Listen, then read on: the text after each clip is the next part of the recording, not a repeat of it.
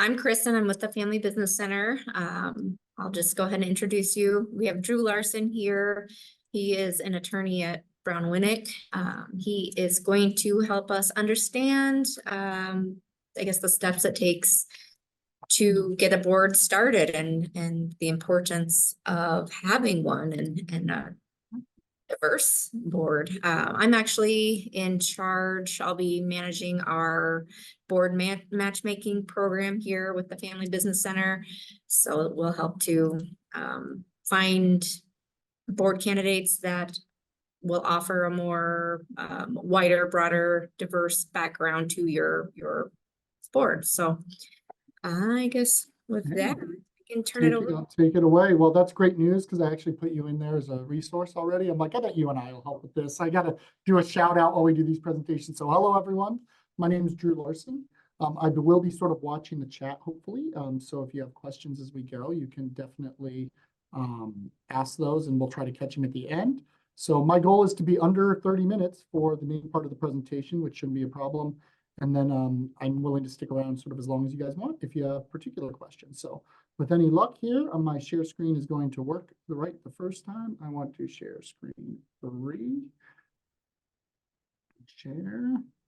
I think you guys will be seeing a lovely, little branding there.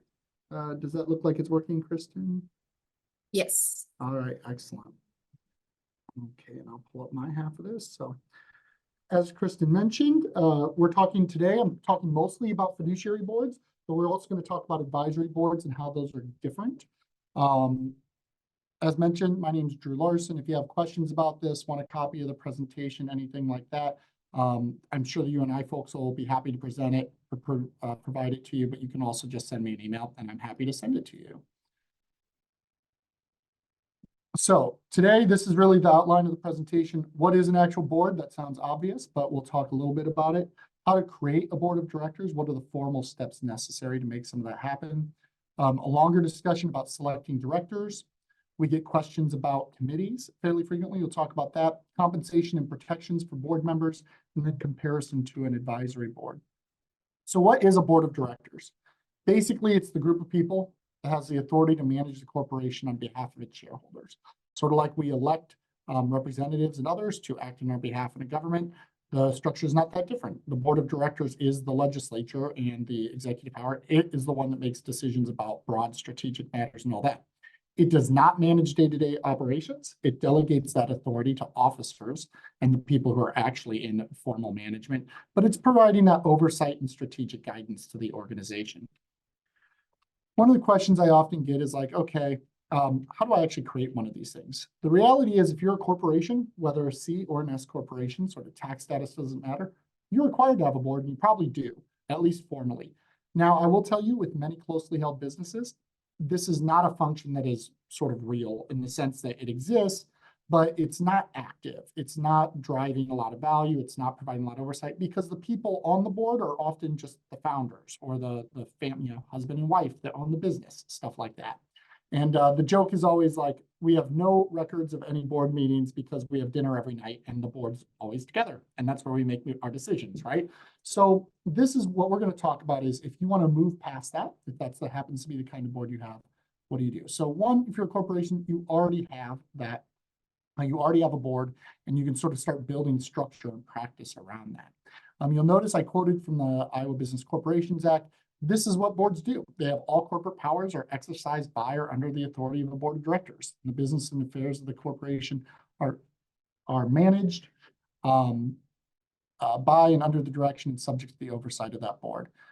The general rules for like the operations, the procedure are found in a company's bylaws. So if you've ever opened up your company's bylaws and recognized that probably about 80% of that is not particularly relevant to you, probably at least half of that it relates to the board, its powers, notices, meetings, that kind of stuff. Many of you may end up being LLCs as well. So technically LLCs are not required to have a board of directors, and the terminology is a little different in LLCs. So just like with corporations have shareholders and then directors, LLCs tend to have members and managers.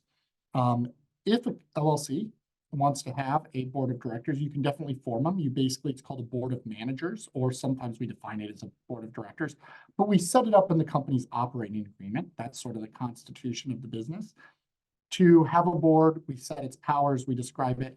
And generally speaking, if someone wants to move in this direction, we do like we do with the corporation. It has broad and sort of final authority on almost all decisions, subject to a handful of shareholder votes, which they then delegate to the actual people running the business day to day if need be.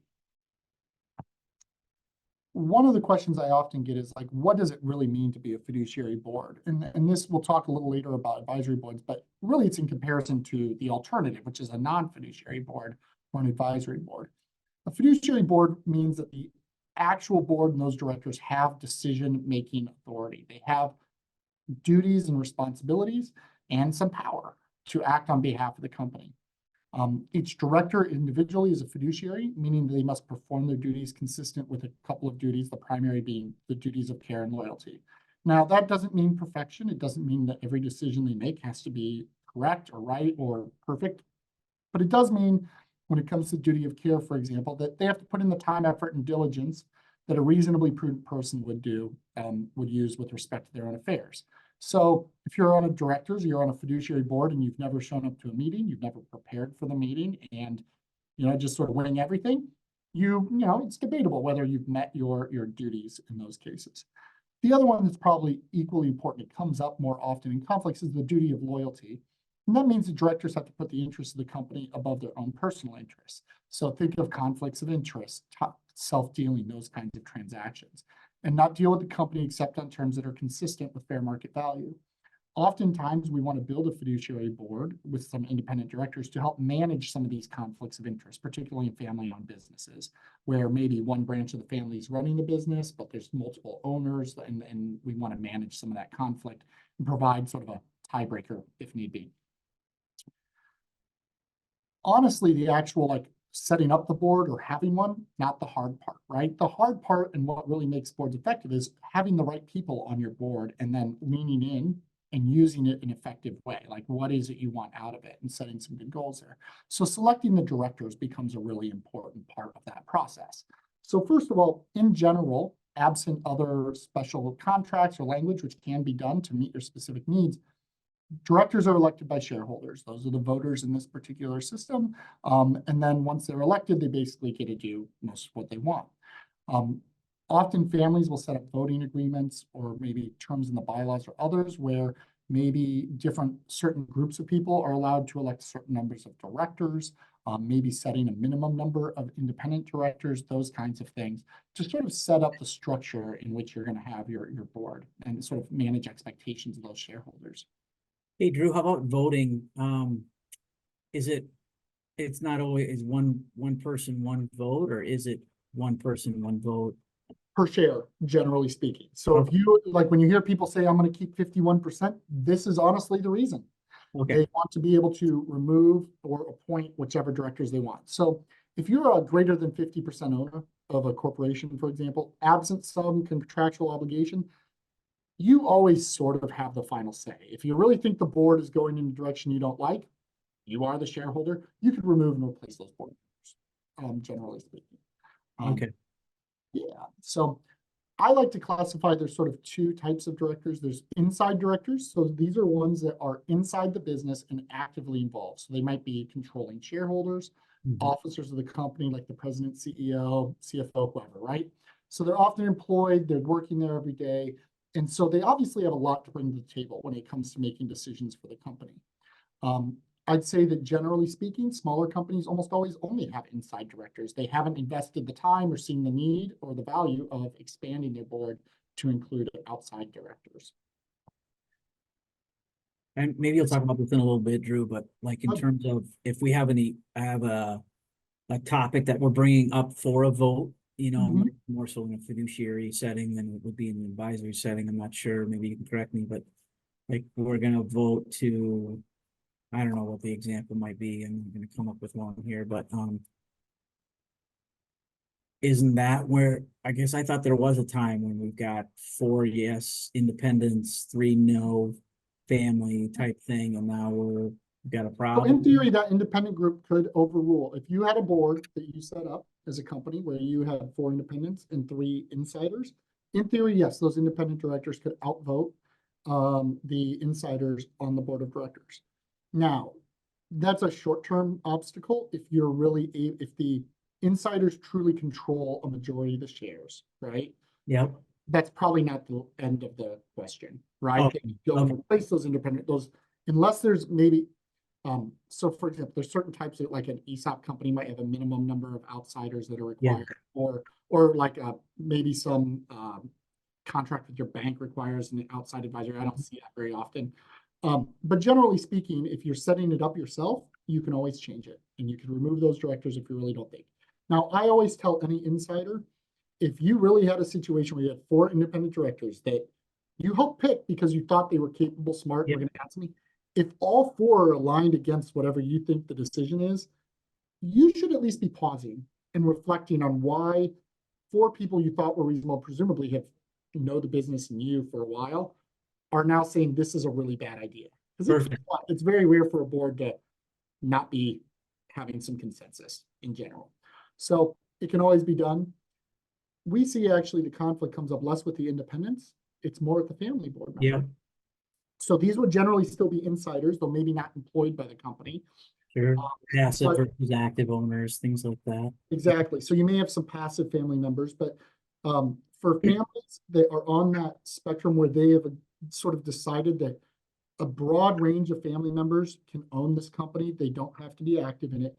But we want to have a mechanism where not every, 7th cousin twice removed can have be constantly emailing you about when they're going to get their dividend, right?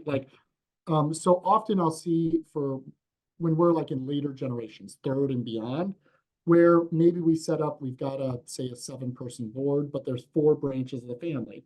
We might allow each branch of the family to appoint an insider, and then we might have 3 outsiders, right? Independent directors to sort of serve as a counterbalance, right? Or some sort of tiebreaker if the family branches are in conflict. So we see some stuff like that where we want to make sure there's representation, but at the same time, we don't want every single person to be sitting at the table because it just gets unwieldy. Yep. Which leads to the last type of directors. And this is where it's when you start bringing on independent directors, when people talk about creating a real board, this is really what they're talking about, right? It's Right. where it's more than, maybe it's all family. So I call that the half step, in the sense that you're starting to build governance for your family. But it's the independent directors where you start, when you see literature, people talking about it, this is generally what they're talking about. Often it's done as a strategic matter. So some people see boards as just a pain in the butt for management. It's a chore that has to be done, but they add no value. If you honestly feel that way, having the board's not going to drive value. If you go into it with that opinion, you will almost assuredly be right? You're not going to get anything out of it. I do find that the people who lean into this find that there is value in this process. So often they'll look for independent directors that can provide strategic insight and advice from an outside perspective, right? When every company has problems, I joke, you would just want to have the right kind, the ones that come from growth, or maybe we did stuff right, we grew, and now we've got new problems we didn't anticipate, right? So finding someone who can help you overcome that next set of problems, that's something directors can help you with. They provide diverse skills and experience for some of these things. When it's family members, again, they can provide some independent decision makers to review and approve decisions involving the insiders, like family hiring decisions and compensation. Those decisions, family hiring and what you pay your family members in a family business, are often some of the most contentious. That is a source of a lot of conflict, especially if you have passive and non-passive family members. Punting and not making that solely the decision of one family member who's often paying themselves versus the outsiders, right? Shockingly enough, that doesn't look as good. Having some independent directors serving on a comp committee to make sure that what's good for the business, which is what's ultimately good for the family. So that's sort of a common set of things people expect when they add independent directors to their board. Okay, perfect. I know you're going to talk about committees and things. Yep, I will. But as long as you just started us down the path of hiring an independent director. Yep. how do we pay that person? Is that 1099? Is that W-2? Are you gonna go through that? And Yeah, so- I got, Dan, remember that list you sent me? I'm gonna get them all, I promise you. Okay, Deal? deal. All right, so how do we choose? Look, there's no magic answer. It ultimately needs to be people you trust and respect, but also you think will be able to provide something. Often people are looking for someone with diverse experience relevant to running a business, right? So maybe someone with some ops experience, someone with some finance type experience, sometimes legal. I'd say of all these four, and then sales and marketing. I'd say if these four, legal is the least likely. You often might just pay for that. You know, you need advice. But it does come up, right? Like we do serve on a number of boards or we'll often participate. But yeah, operations and finance tend to be the first. With if you maybe have a weakness in sales and marketing, someone who's had some experience like scaling, building out, maybe you've never had a direct sales force and you're looking to do that. Having somebody who's been through that would be a good addition for a 2 to 5 years, right, on your board. And again, a lot of people are using this they use those independent directors to supplement their gaps in skills and experience. It's sometimes hard to self-reflect and know, your own limitations. But I find almost every person who's had any success running a business has often run up against their own, like, here's where I'm really good and my natural inclination just it comes to me. And here's where I have to really work at it. Maybe, I should get some outside guidance. So that's the piece. How to find these people, right? Consider your personal networks.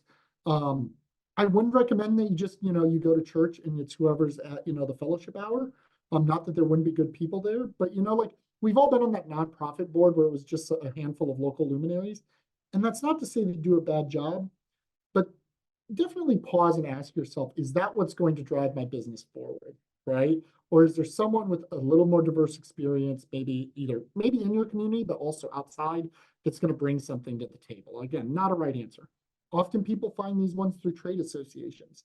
So it may not be a direct competitor for obvious reasons, but maybe it's someone who's sort of in the market, a supplier, right? Someone who's maybe in a different part of the supply chain. But I've seen a lot of people say in the agricultural equipment sector who maybe have someone from like the automotive space where, okay, we're not the same, right? Like they're selling to Ford and GM and Toyota. We're selling to Deere and Cat and Case, but they have similar issues on supply chain. They have similar issues on quality control or what have you, where some of that will be useful, but you won't be crossing over too much into where you might be uncomfortable.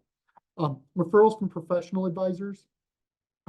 These people run across a ton of companies and they often have a good idea of who might be a good fit. If someone comes to me, and this happens on a fairly regular basis, hey, I'm looking for a director who has experience in, I don't know, it could be anything, right?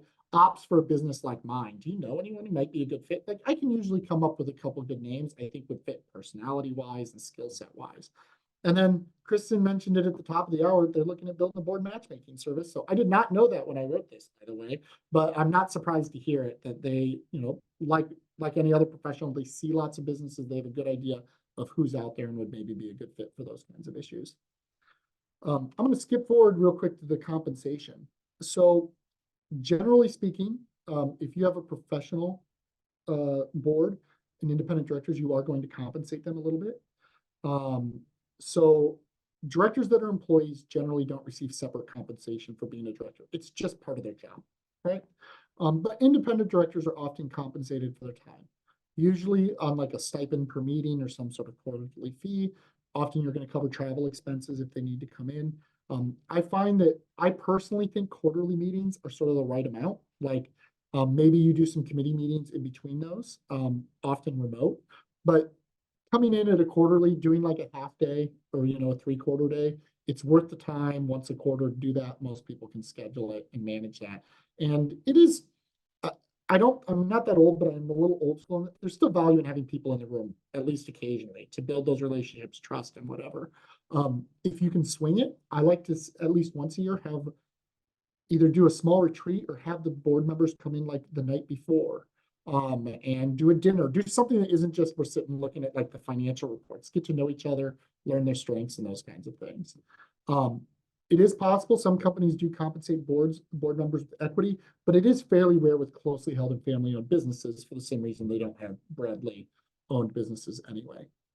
To be clear, generally speaking, directors are not employees by virtue of being a director.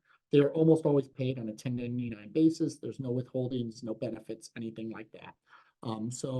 Again, your employees that are directors, they're going to get paid through their salary or compensation, whatever the normal metric is. External ones generally on a 1099 basis. So I think this is a good time for me to answer the question in the open one, as we were talking about how to choose. What about retired people for directors is a question from JD. I've heard it's not a good idea since they will be out of the industry soon.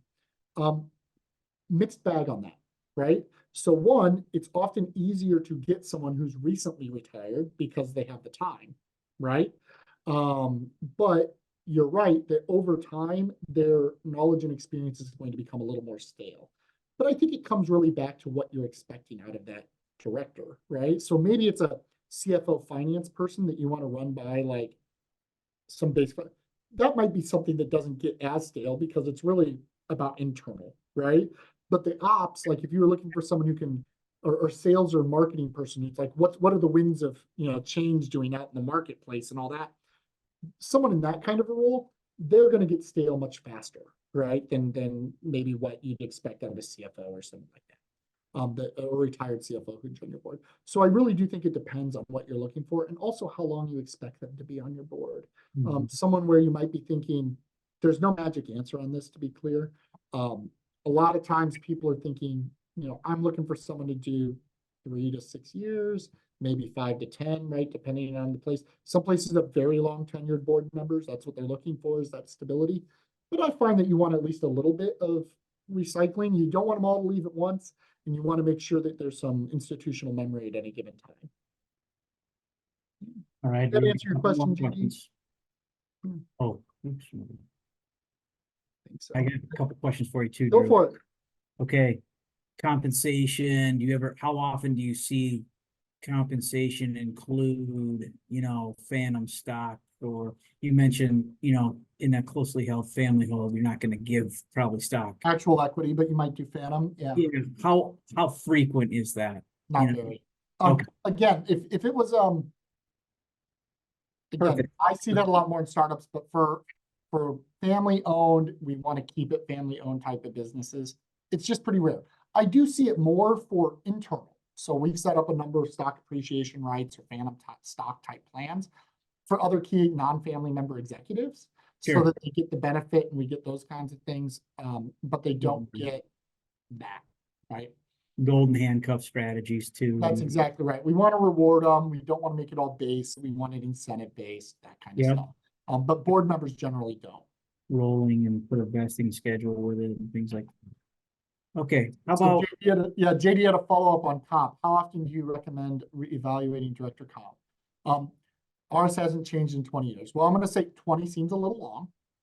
Just saying. I'm guessing you think so too. I don't know what the right answer is there. It wouldn't surprise me if you looked every 5 to 10 years, right? Like, I don't think it's the kind of thing you're going to pick a number that's decent enough. I think it's going to be fairly stable. But if you were to look every 5, years, I don't think it'd be. I think that feels right to me. Again, feels right. Clearly the legal answer, but again, there's enough inflation and other expectations that you might at least want to look at it and see if it's competitive. Sometimes it's also when you find you're recruiting and you can't get anyone to say yes. I haven't run across that yet, but I can imagine that might be the case sometimes. Okay, how about, again, back to comp here. We're staying on comp. Yeah. You have a great year. You want to reward your directors. Do you ever see that? Yeah, I imagine you could. What I'd say is, again, I think most directors would tell you that yes, they can add strategic value. They want them to.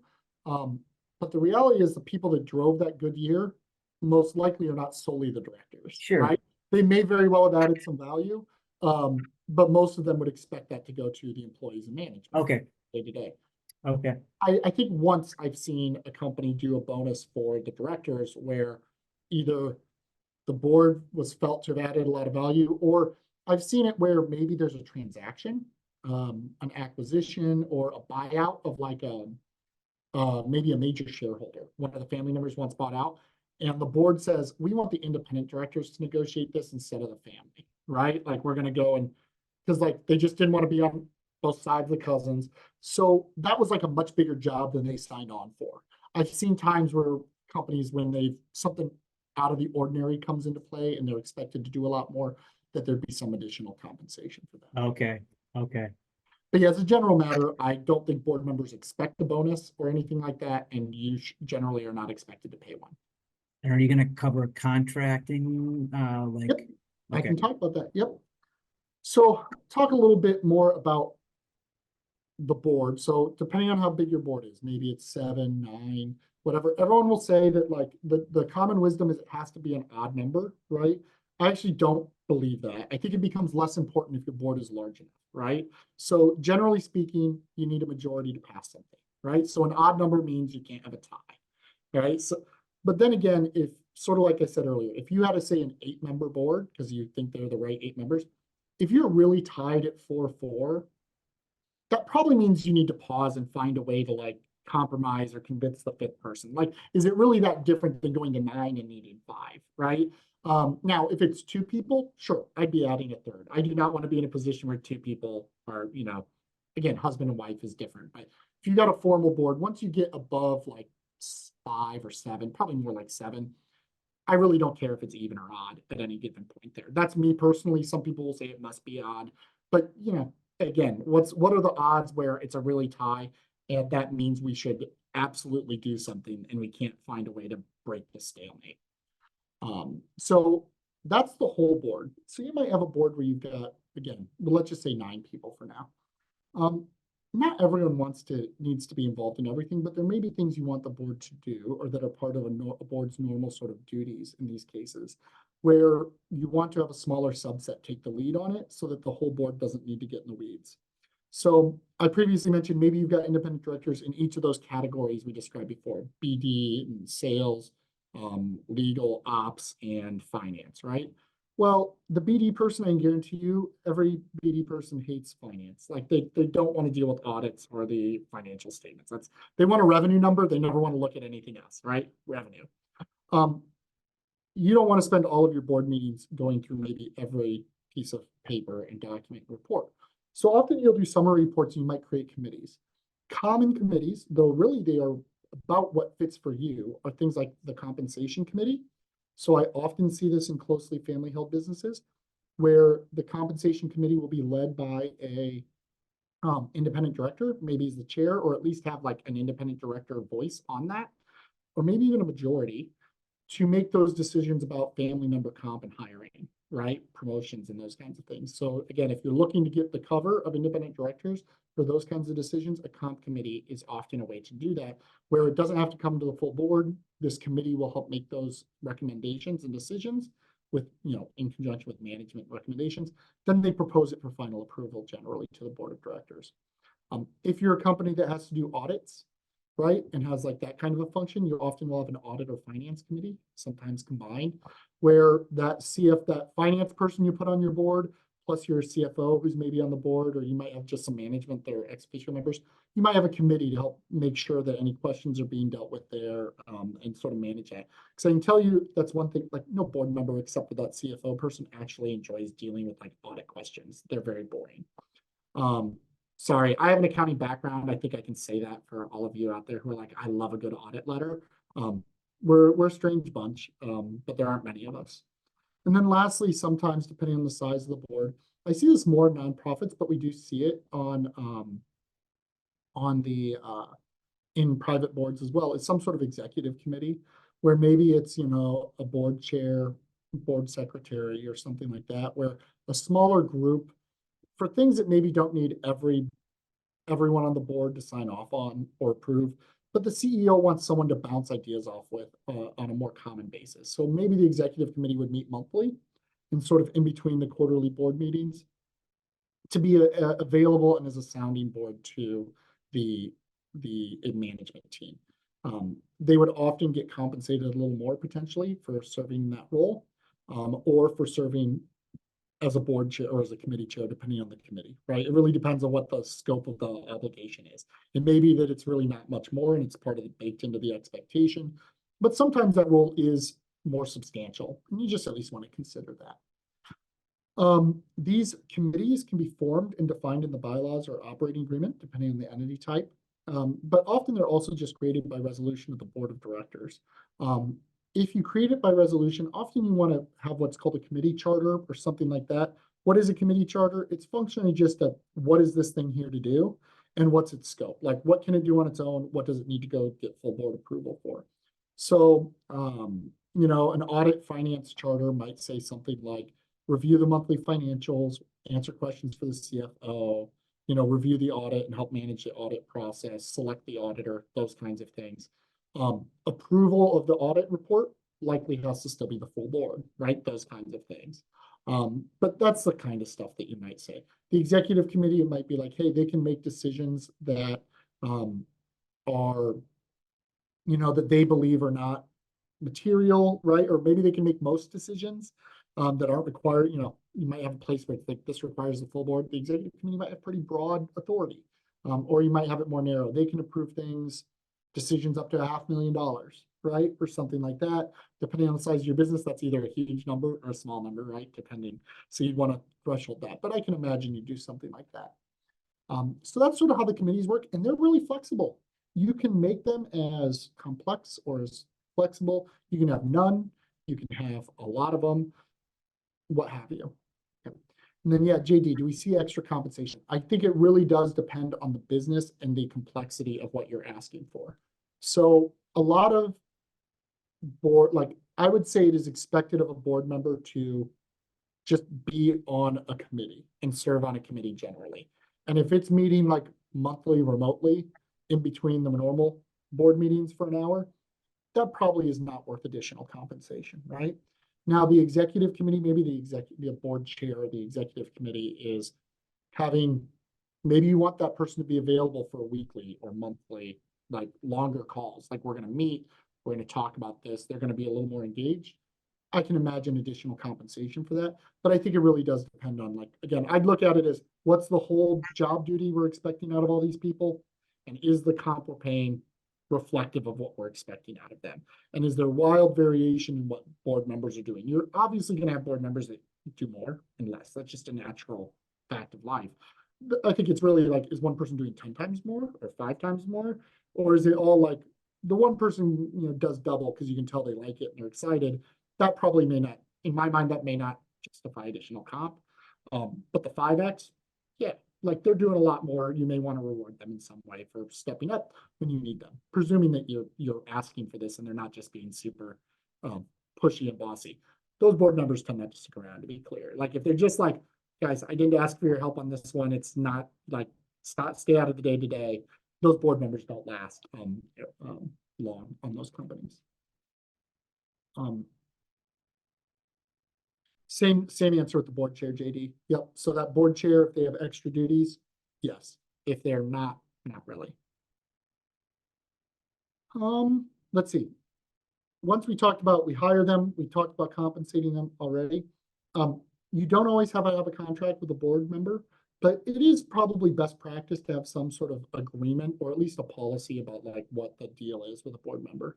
So often boards, if you set up a fiduciary board, you're going to have some sort of agreement where you want that board member to commit, like, hey, you understand what the expectations are here. You agree to be at the meetings in person generally, but you know, whatever your standards or expectations are. The directors may want something in writing as well. Generally speaking, almost every company, Iowa law and the law in every state in the country have fairly broad indemnification provisions or at least permissive indemnification. And that means if there's a problem or you get sued as a director by virtue of being a director, which sometimes happens, right? If there's a lawsuit, often a plaintiff will sue the company, the directors, and the relevant officers, right? You might just get lumped in. You want to make sure that they've got directors and officers insurance, errors and omissions potentially, and that they are obligated to indemnify that director, meaning the director should not be liable for any of this. Absent true, what I call like true wrongdoing. If you steal from the company, there's no like magic piece of paper that's like, you get to steal from us, right? Like but that's sort of the level. Like anything short of that, where if you acted in good faith, you know, you generally did your basic duty, even if you're wildly wrong, right? Making a bad business decision is not something a board of directors should necessarily be liable for. The consequence of bad business decisions is the business struggles. the courts do not want to make individuals liable for that stuff. It's where they self-deal or they're otherwise misbehaving, doing something that is, yeah, that's right, the formal legal term, shady, right? That's when like they're not going to indemnify you. But generally speaking, so we would often have indemnification and a commitment by the company to maintain directors and officers insurance in one of those contracts with a board member. Another thing you'll often see is often the board will adopt a conflict of interest policy or something like that, like a code of conduct, something similar. And really, especially if you're trying to hire independent directors and it's important to you, either because you've committed to it contractually or otherwise, you need to sort of know what other things they're involved in, right? You don't need to see every detail, but I'm sure many of you have all been on like a nonprofit board where you've done something like this. And it's mostly to help people identify a situation where there may be a conflict of interest in your vote as a board member. So you can either abstain or we can just make sure the procedures are followed so that you don't get in trouble for hiding something, those kinds of things. So for example, I'm on a nonprofit board, which has basically very similar rules as this, but like our law firm does work for that nonprofit. I do a little bit of work personally, but it's mostly our IP team. I always disclose that. And whenever we're talking about making it like, I vote for the budget as a whole because there's no specific thing that like we will hire Drew or Drew's firm. But whenever something's come up where like I might be in the budget order, I make sure everyone knows. And if it was a specific thing, who should we hire for this? I'm not going to vote on that if my firm or me is the one up for it. So for example, you might have a board member as a contractor and you're looking to expand your facility, right? Like if you were looking to use their business as the builder, you wouldn't want that person to vote on that. They obviously have a conflict. They're not going to be independent. And everyone should be real clear about that expectation. So that is a fiduciary board. Hey, Drew, how Yeah. about non-competes?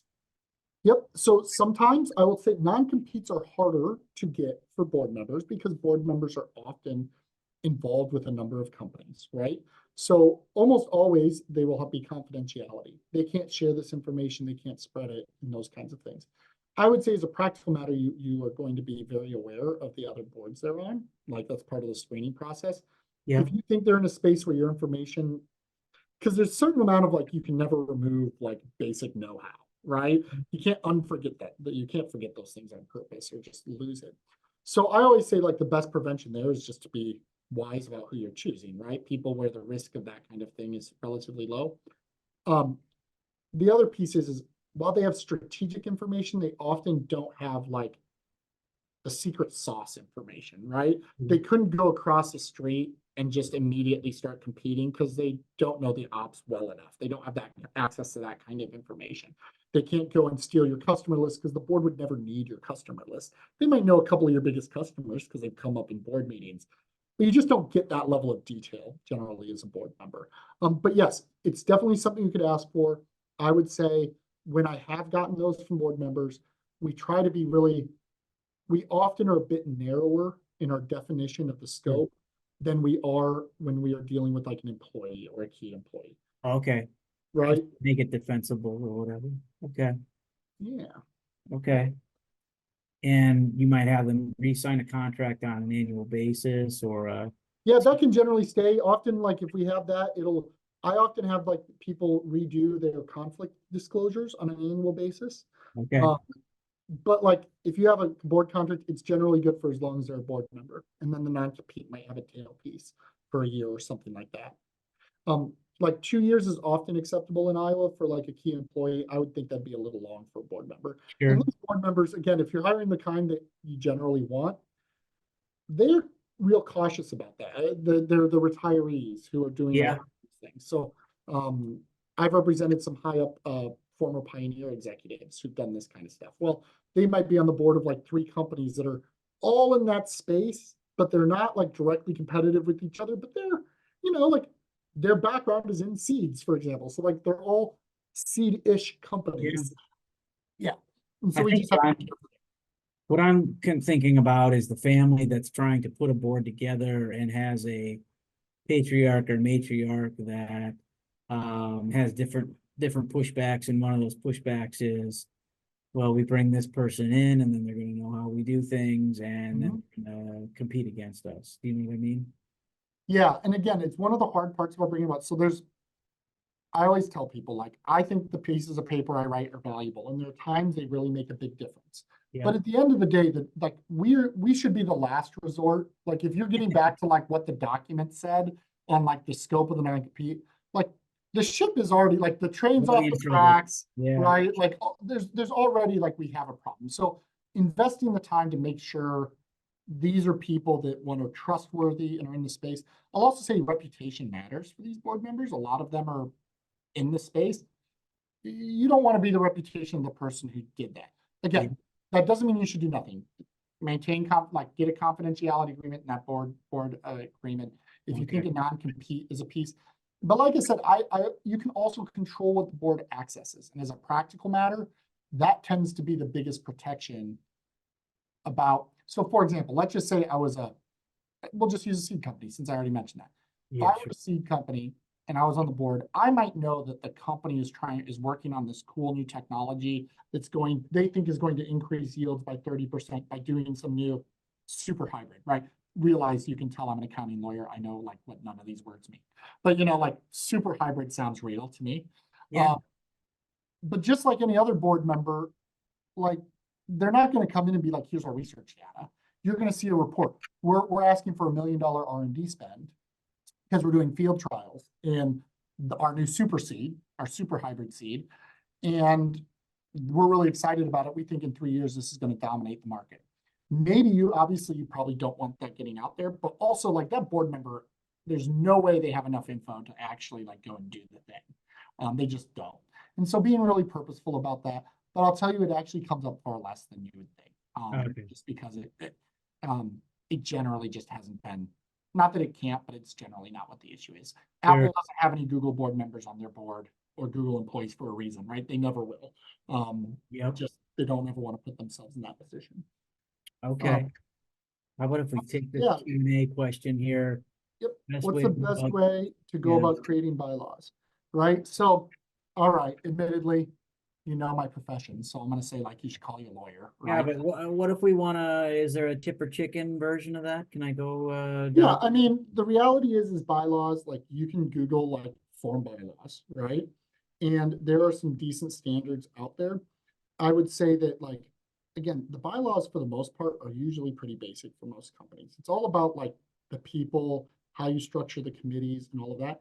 That stuff's the harder part, right? You're not gonna have a lot of legal fees anyway No, this isn't going to be the most complex. The Okay. places it becomes complex is, again, if your answer is we majority owners agree we want to build a board, right? And we're going to go make it 7 and we're going to add 3 independents, something like that, right? Yeah.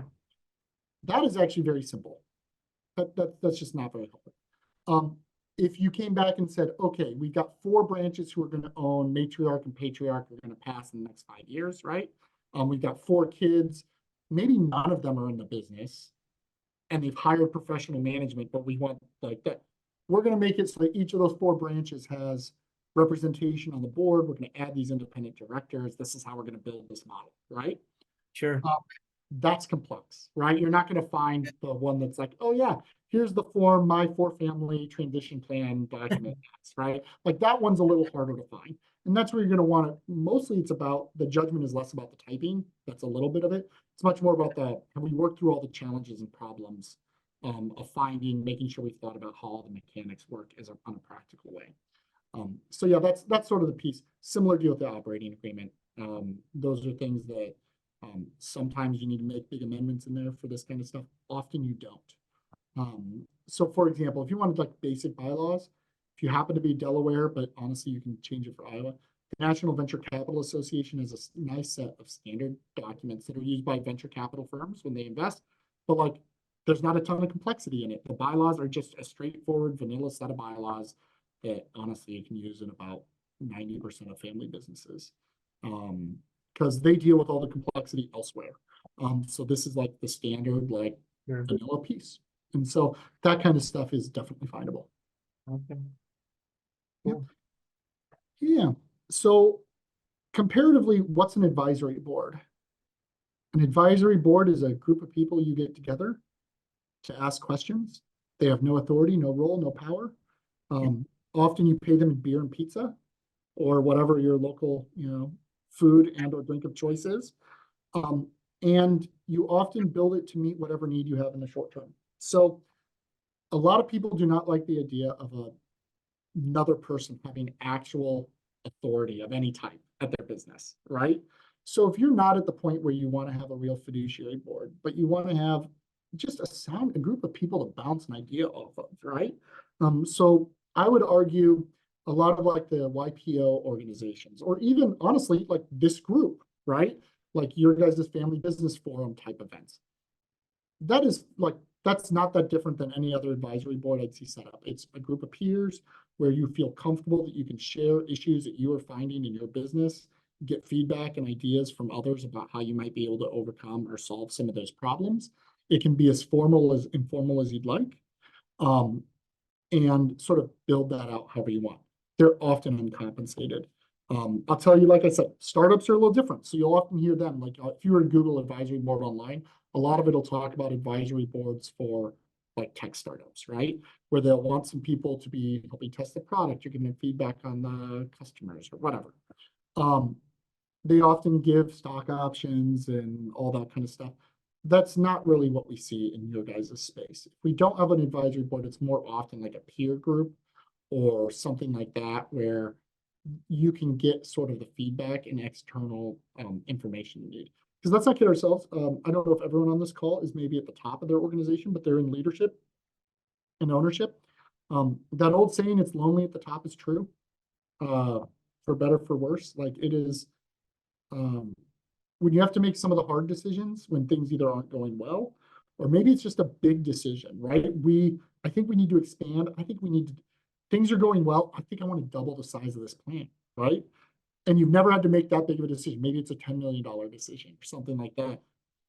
Even the most confident people often are like, ooh, that's a big decision, right? Maybe I should talk to someone who's been there or get some feedback or see if there's anything someone else, I know that person the next town over who did this 10 years ago. What did they learn by doing that? So again, this can be a really consistent thing. So that's what's funny is you can do a whole presentation on advisory boards. Almost anyone can do it because it's sort of like whatever you want it to be.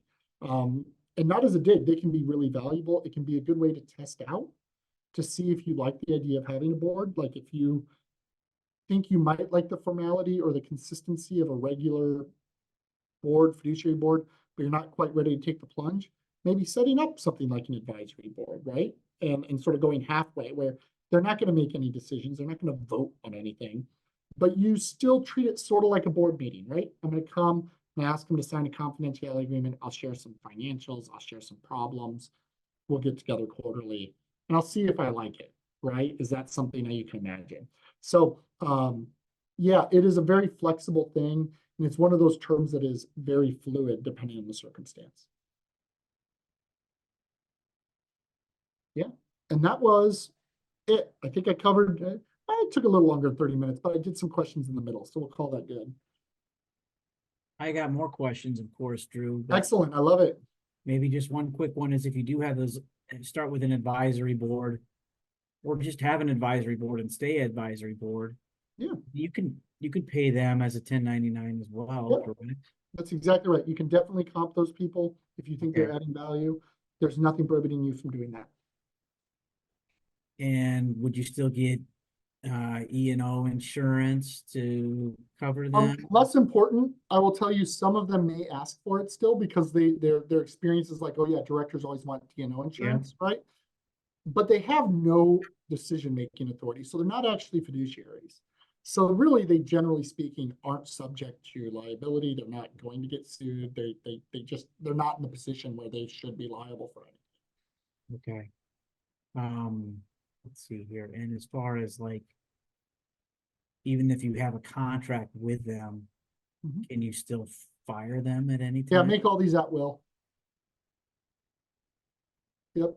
Okay. Advisors, like, again, these are not their full-time jobs, any of that. Like, the hardest part is it's often someone you respect, and so getting rid of them may just be hard, right? Like, Yeah. hey, I like you, but you're not the right fit now, or you're not what I need now. Right. People sometimes have a hard time doing that.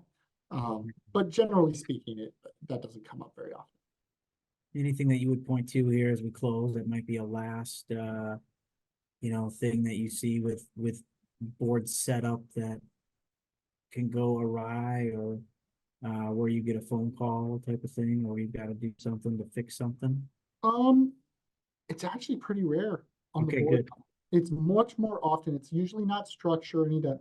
The things I hear the most about complaints are like someone often was forced to have a board by someone, Okay. right? Yep, Some outside party, investor, whatever. yep. And Family, yep. they started very grumpy about it, and that never changes, right? In those cases, those companies tend to not get the value out of the board that it could. So there's sort of like maybe the other side who forced it is getting the oversight value they want, right?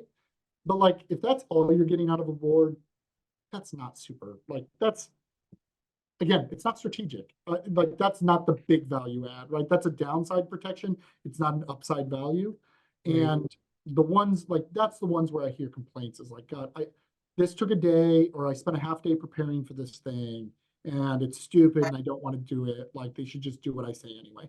Well, okay, if you really feel that way, a board is not going to make you feel better, and you're going to get zero out of it. So I would honestly say like, all right, so this is a little sad, but like often we'll say a very strong patriarchal founder, not always, but this is like a stereotype that is not wholly absent from the Iowa marketplace, right? And that person is going to make every decision by themselves until they die, right? The day after they're gone is probably the right time, if that's really the way they're going to be, to really do the board. The family might be thinking about it before then. Maybe Sure. you try to push to try to build it before then, but you're not going to get the value out of it if that's the way you treat it, right? So put in the effort, get the right people, you will often get something out of it. And I've had some people that got over that hump and have been actually pretty surprised. They're like, this actually, like, I was expecting little, but I tried to give it a good faith. And like, there's been some things that we never would have thought of or tried, but for those meetings, right? Like getting to see those people, someone who's just been through something different than us. It's really easy to lose the forest for the trees when you're in your own business every day. Even, as good as you are, right? It's just hard. You don't get to look up. Yeah. Yeah, just a different set of questions than you might ask yourself. Yeah, this is perfect. I mean, as we wrap up, if you've got any other questions, please throw those at Drew here now while his time is not costing you any money. And Yeah, Dan is very big on making sure that the clock is not running for all of you, which I right, that's right. appreciate. Free lawyer is the best lawyer. Or, I don't know. I've seen some free lawyers you may not want, but yes, if you can get one for free, you should go for it.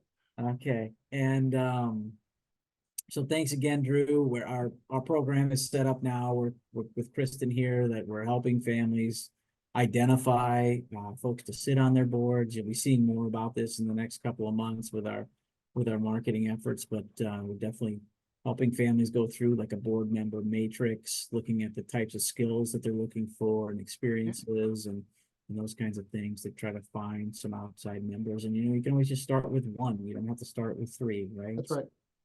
Okay, Drew, this is awesome. Thank you so much for being Thank with you, us. everyone. Anytime. Always a pleasure to speak with all of you. And thank you to everyone who asked questions. In my perfect world, my presentations would just be like BrownWinick Drew questions, maybe a title slide, and then you guys would just ask a million questions and we'd have a fun conversation. And that's a little bit of what happened, which is awesome. So thank you all for that. And yeah, again, you have my contact info if you have any follow-up questions. Happy to answer it. Cool. Thanks, Drew. Take care, everyone. Bye-bye.